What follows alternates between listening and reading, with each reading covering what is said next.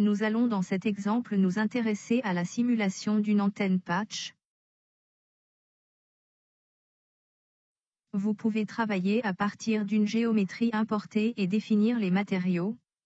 En basculant la sélection en mode solide, vous pouvez définir le substrat. En sélectionnant les faces de la géométrie, vous définissez les parties métalliques.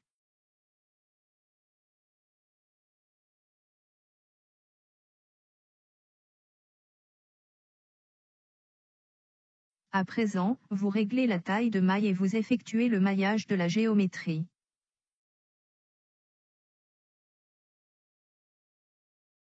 La fenêtre de visualisation 3D permet de basculer entre plusieurs vues et de modifier l'orientation.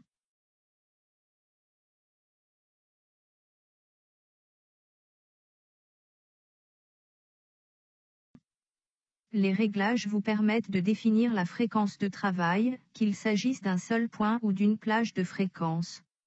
Vous définissez également le point d'excitation de l'antenne avec l'ajout d'une source de tension.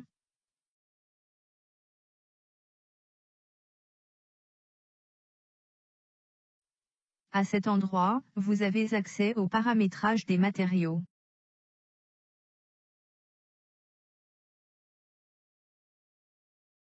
Dans cette partie analyse, vous avez accès à tous les paramètres à calculer.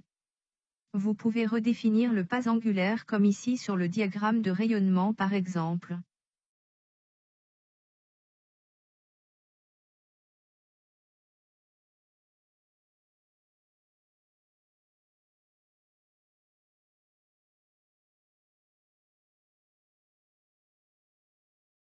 La simulation est maintenant prête à être lancée. Une fois le calcul terminé, l'environnement Post-Pro 3D permet d'observer les résultats de simulation. Nous allons regarder pour commencer la distribution de courant sur l'antenne patch. Vous pouvez changer l'affichage pour chaque fréquence qui a été calculée. Nous observons à présent le diagramme de rayonnement, que ce soit en graphique cartésien ou polaire. Vous pouvez basculer ici entre les différentes polarisations.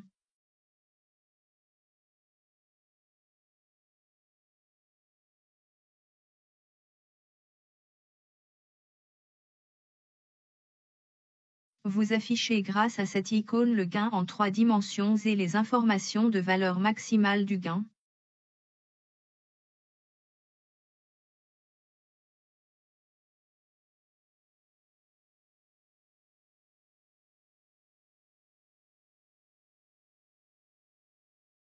Nous avons aussi calculé le champ proche et nous pouvons ici visualiser le plan selon les points que nous avons définis. Les options de transparence vous permettent de visualiser clairement votre géométrie à travers le plan.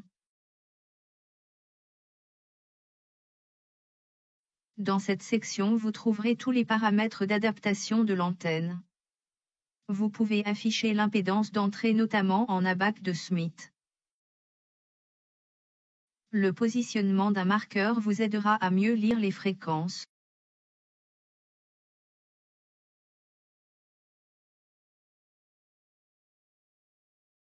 D'autres affichages sont disponibles comme le coefficient de réflexion ou le VSWR.